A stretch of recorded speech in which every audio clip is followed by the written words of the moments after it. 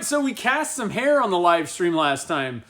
I gotta be honest, kind of odd, kind of gross, but you know, Scott was so generous to send us his hair, I figured we better make something out of it. So we got a few pen blanks and a handle blank, and I'm gonna be using this blank, the handle blank, I'm calling it, for the project today. We're gonna make an ice pick. So we'll turn this up, make a handle out of it, and then mount it to, what I have here is a file, and I'm just going to kind of grind that down and turn it into an ice pick. So I thought that'd be kind of fun. Part of the thing was Scott's a pretty creative guy, and he's an artist, a woodworker, and I thought, you know, let's make something that is, you know, you could be creative with, you could use for kind of creative purposes. And an ice pick, actually, that was Casey Martin's idea.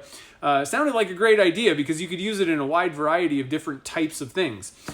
During the live stream, we also made some pen blanks. I just wanted to get some different looks at hair blanks in general. These blanks, the pen blanks, are going to be for sale on my website for anybody who's daring enough to turn a Scott Grove hair pen. They will be available on my website, so I'll have a link to that on the screen here and down in the show notes if you're interested. And then if you didn't catch the live stream, if you want to see the actual casting part, maybe for some reason you're thinking about maybe doing a hair blank, you can kind of see what we did, and then you can kind of see what the results are in this video. So that live stream replay is up on my channel. There'll be a link again on the screen here and down in the show notes to that if you missed it. But I guess let's jump right into making a handle.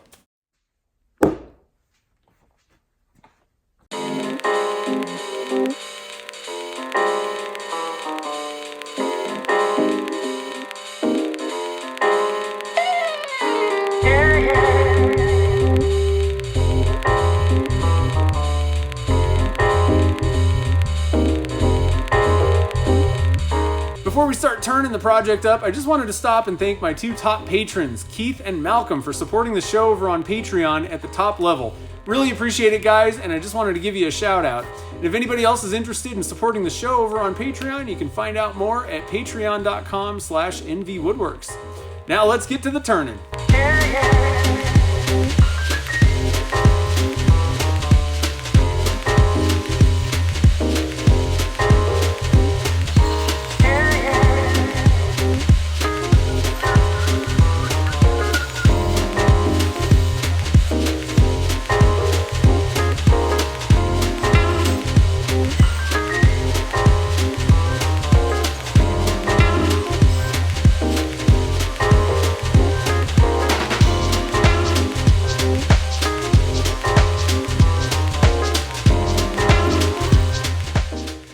Alright guys, we got it all rounded. I'm going to flip it around in the chuck. One thing I wanted to stop and mention, a lot of people were thinking that it might, I got comments I guess on Facebook and Instagram, thinking it was going to smell for some reason when I was turning it, and I didn't really think that would happen, but it doesn't really smell. All I can smell is the blank material. I made it with liquid diamonds, and it smells like, you know, a normal liquid diamonds blank right now. There's no weird smell, so just wanted to mention that. So let's flip it around and continue on.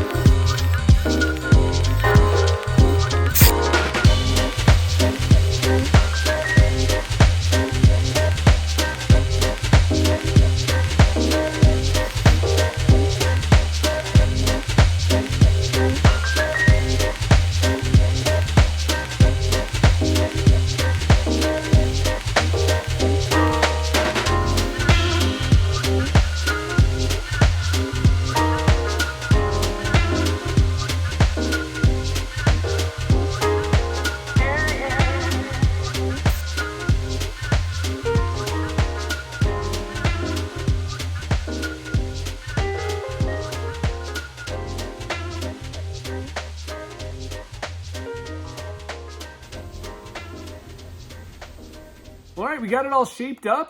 It's looking good. I really like the shape that I put on it. I was just kind of winging it again. I don't usually go into things with too much of a plan.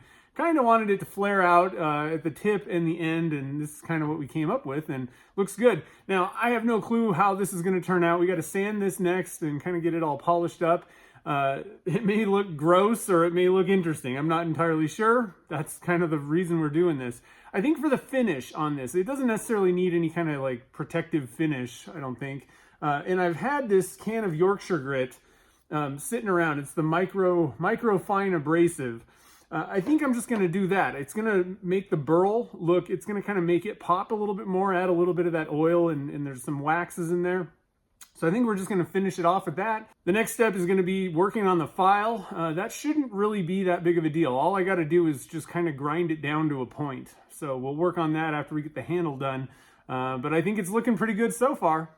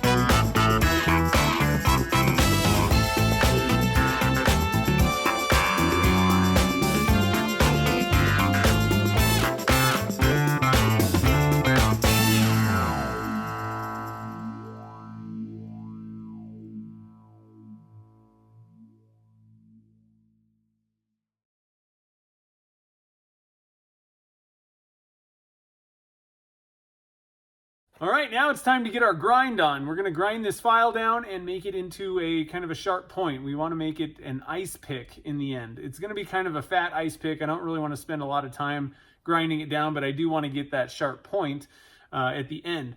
What I'm gonna do here is chuck it up into my drill, and I'm gonna spin the drill. I'm gonna turn the drill on and kind of hold this thing, and hopefully I'll take off, you know, even material. I saw this on the Small Workshop, a YouTube channel, so I have a link to the video that I was watching. He was making a birdcage awl, and I thought it was a pretty smart idea, so hopefully this will work out pretty good. Now I am going to watch the heat. I don't want to overheat this thing and have it lose its temper. If it gets too hot, it's going to be a soft piece of junk. So I'm going to kind of take my time, try and kind of taper this down and get it to a point, and then we will kind of try and sharpen it up. We'll do some successive grits of sandpaper afterwards. And again, I can just kind of stick it in the drill and hold the sandpaper over it while we sharpen it up.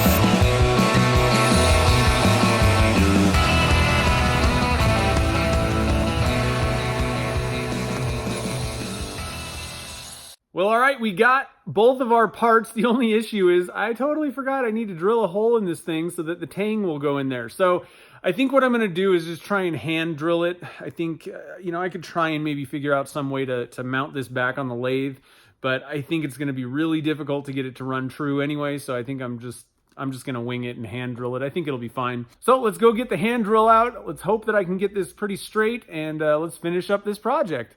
Actually, I take it back. This is actually working pretty well. I got these extended jaws on my Easy Chuck.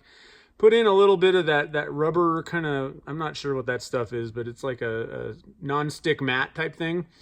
And it's actually held in there pretty well. And it's running pretty true. So I think we're just going to do this, and I'm going to drill it on the lathe. We need to drill a tapered hole, so I found a countersink bit that has a tapered drill bit that fits really well into the old handle. So it's the right taper, and then what I did is I kind of Frankensteined this little collar onto the bit, and that's about perfect. So this should be pretty close to perfect, I guess. So we're gonna chuck it up and see how it goes.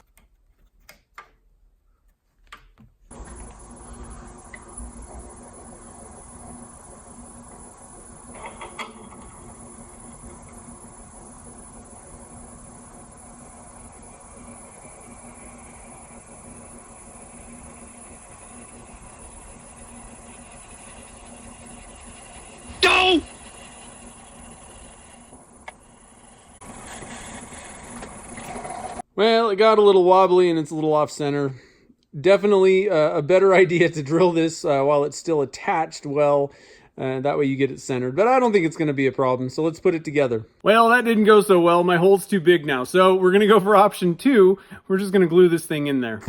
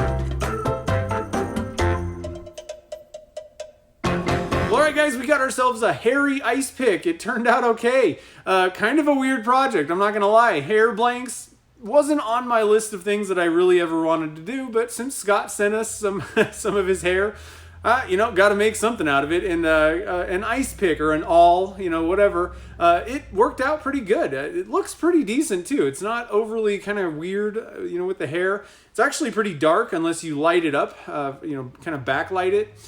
So it looks pretty good, I think. And the awl part, you might be saying that's a really long awl or ice pick. Thing is, I have shorter ones already, and I haven't really seen a longer one. I was thinking, you could get more leverage if you're trying to kind of use it as a pick type thing. One thing that I do a lot with a pick type of tool is taking the bark off and things that are on burl chunks before I'm, getting ready to stabilize them. I kind of pick things off of them a lot of times, and a lot of times you got to kind of creep into the, little crevices and things. That might help out. It works fine for, marking points. I marked out a center on a blank. So I think it's a pretty cool awl. The other nice thing is if you leave it long in the beginning and then you say, I don't really want this thing that long, you can always hack it off. No big deal. But if you cut it at the beginning, you can't grow it back. So pretty cool. And I left it, I didn't clean the entire thing up. There's actually file left. So it's not only an awl or an ice pick, it's also a file. So, and it's a good back scratcher, with that extra length. So I think it's a pretty good project. So big thank you to Scott for sending in some hair. Again, not really one of the things that was on my list of things that I really wanted to cast, but hey, he sent it, we did it, and it turned out okay. One thing that we kind of learned, or I learned, and hopefully you guys saw, if you add a lot of hair, it gets kind of matted up and kind of gross. So, you know, if you're really going for hair, probably better off going with a little bit less. Less is more kind of thing. It looked interesting with the solid color, the white one. Now it is kind of, you know, we know it's hair and it's kind of weird, but it actually kind of looked marbly.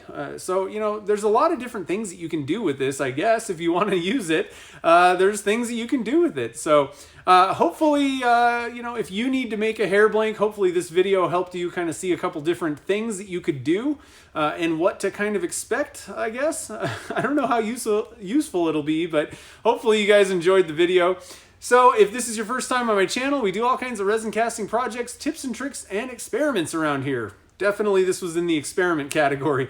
So if you're interested in that, definitely hit that subscribe button and like button, I guess, but hit the subscribe button and hit that notification bell so you get notified when new videos get posted. And if you're thinking about getting into resin casting, but you're not really sure where to begin, check out my ebook, The Beginner's Guide to Resin Casting. It'll answer all those beginner questions like what kind of resins are out there? What type should I use? What tools and supplies are needed? It'll get you over that initial learning curve so that you can get to casting and having fun with it. And last but not least, don't forget Maker Central is coming up fast. It's in May 11th and 12th in Birmingham, England at the NEC Building Center thing. I don't know what it's called, the NEC thing in Birmingham. It's going to be awesome. There's going to be 2 days full of making all kinds of different stuff. There's going to be huge name YouTubers there, tons and tons of people. Make sure to get your tickets early because I think that they actually sold out last year. So make sure that you got your tickets beforehand. Again, plan ahead. May 11th and 12th, Birmingham, England. Gonna be fun. I'm gonna be doing some demos at the Easywood Tools booth. I'm doing one at the House of Resin booth. And I'm also on a Q&A panel with Jim Overton, Peter Brown, and Pam Harris. And there may be even more people, but I'll have links to their YouTube channels down in the show notes. But it's going to be awesome. I hope to see you over in England. So until next time, guys, thanks for watching this video, and I'll see you in the next one.